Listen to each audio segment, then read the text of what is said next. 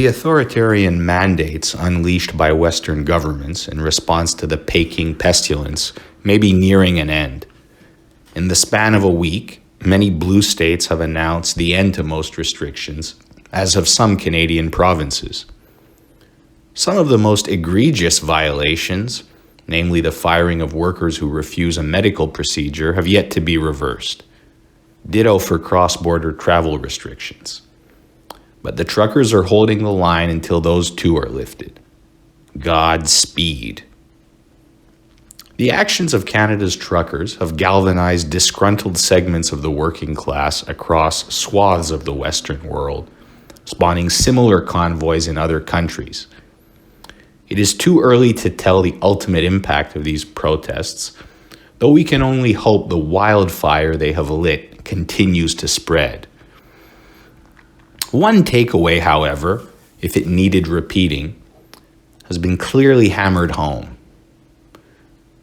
To those on the left, any genuine autonomous rebellion from the workers against our globalists is anathema. From the Antifa soy boys to the aging old guard academic Marxists to the gender fluid degenerate furries, everyone in unison dismisses the convoy as either racist, anti-science, homophobic, astroturf, violent, or likely some combination of these. As with anyone in a state of denial, they look for any plausible explanation that would counter what stands right in front of them. That the material and class interests of those who add value to society are not aligned with, and in many occasions, run counter to the middle-class professors, activists, NGO workers, and think tank researchers who profess to dedicate their careers to advancing the lot of the working man. The opposing material interests of both groups becomes clear when one realizes that the many Marxists who earn a living via state institutions such as universities rely on the taxation and resources paid for by workers. In the coming unrest that is sure to envelop much of Western society, it should be clear by now that the self-proclaimed anti-capitalist left has chosen to align with the global managerial elite over the common man. This is not the place for an in-depth discussion of the left split from its traditional working class base. I believe Helen Andrews does a good job of explaining the genesis of this tendency, starting with the 1962 Port Huron Statement. The Students for a Democratic Society, SDS, ushered in a new left, whose base would be formed not by laborers, but by middle-class academics, artists, and activists who attempted to tie in feminism, free love, recreational drug use, and pacifism to the fight of overcoming capitalism. The rest is history. The left spent the better part of the 1960s and early 1970s alienating the working class by pushing these unpopular ideas. As the new left infiltrated the Democratic Party, working class voters shifted their allegiance to the Republicans and helped Nixon secure back-to-back victories in 1968 and 1972.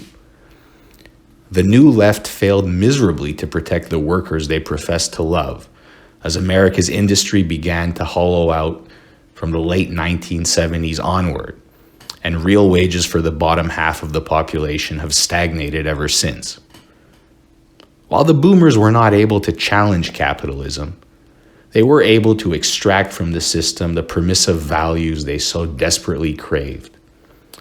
Close to half a century of legalized abortion, no-fault divorce, recreational drug use, radical feminism, and homosexual propaganda have left a trail of misery and mayhem in their wake. The boomers were handed the keys to a mansion by the greatest generation. 50 years later, when millennials and zoomers walked in, we found the place wrecked. Feces and vomit all over the floors, cracked walls, and a bad rodent infestation. To many boomers, the election of Barack Obama represented the crowning achievement of their generation. By electing Wall Street's Black Buddy, they could at least console themselves that the one meaningful gift they left to future generations was that of tolerance. In 5 years since Obama left office, we have seen anything but tolerance directed at those who dare dissent from the state religion. In 2022, it is taken for granted that anyone who dare go against the official party line on an ever-increasing list of topics either maintain anonymity or be prepared to lose their livelihood. Of course, the other option is to earn FU money. Stay tuned to a future podcast for my thoughts on that. In such a hellscape, the aging cohort of Marxist boomers who once proudly waved banners of Chairman Mao and Che Guevara have resigned themselves to playing junior partner in a coalition with woke capital to demonize and destroy any dissent against the system. It is a testimony to the failure of the New Left's goal of overthrowing the establishment that the only genuine threats to order in the 2020s come from the populist right. Now, in a pathetic attempt to outdo themselves, Marxist scholar after Marxist scholar polemically penned screeds on how to clamp down on hordes of imaginary white supremacists. Noam Chomsky wants the unvaccinated to be separated from society, whereas Adolph Reed, a black man who a little over a year ago was criticized for not being woke enough on matters related to race, now wants to treat half the country as enemy combatants. I have not even mentioned the extreme line on cultural matters the left requires its members to toe. Up until very recently, in the mid-2010s when I was still a leftist, it was not uncommon for Marxist scholars to argue that class should remain the primary focus of all struggles. Many bright intellectuals pointed out that issues related to global homo, obsession with racial victimhood, and radical feminism helped further bourgeois interests by shifting the discussion away from economic exploitation. Well, those days are long gone. My father recently sent me an article from the Monthly Review. I could not get through the first few paragraphs as the word Latinx kept bobbing its ugly blue-haired head.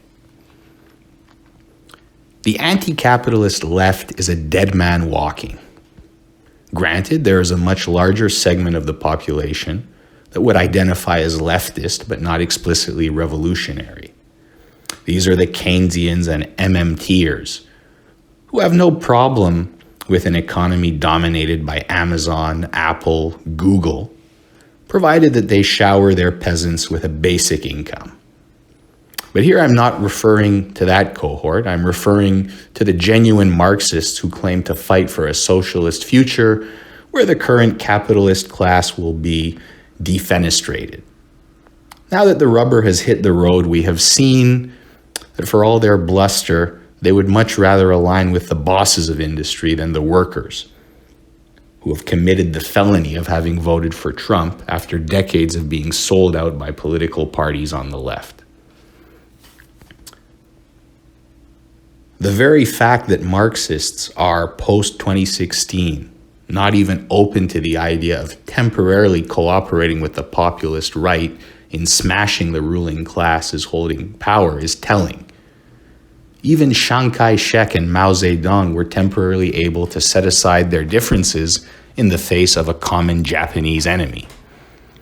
For so-called revolutionary socialists today, the anti-establishment right poses a far bigger threat than the capitalists themselves. For this reason, I suspect that almost anyone who continues to call themselves a Marxist or a communist is just putting on an act. They are playing the role of the kooky, professorial radical who might say an occasional mean word or two against the billionaires. Contemporary Marxism has become a holding pen of sorts for the ruling class's rejects, where troubled youngsters from middle or upper class backgrounds get to dwell in for a few years and indulge in fantasies of overthrowing the system, all under the watchful eye of aging, harmless boomer professors and activists who know deep down that their movement poses no threat whatsoever to the current order. Seen any Marxist videos get taken down from YouTube lately? Those who genuinely want to smash the current ruling order would do well to avoid the left. And that appears to already be the case. Many disillusioned leftists, myself included, jumped ship in the past 6 years, the wholehearted embrace of wokeism being the final straw, though each of our roads to Damascus may differ slightly. The final cohort of committed anti-establishment leftist radicals is dying off. Rest in peace, Leo Panitch, leaving in their place far inferior specimens who performatively attack capitalism and our rulers using far less convincing analyses than their predecessors. While the radical left may still exist for some time to come, it will be in name only. Less intelligent but ambitious politicians may toy with Marxism as a slogan now and then, but only as that, a slogan. After all, there are still tons of YMCAs out there, despite their no longer being Christian. Marxism is on life support. Who is going to pull the plug?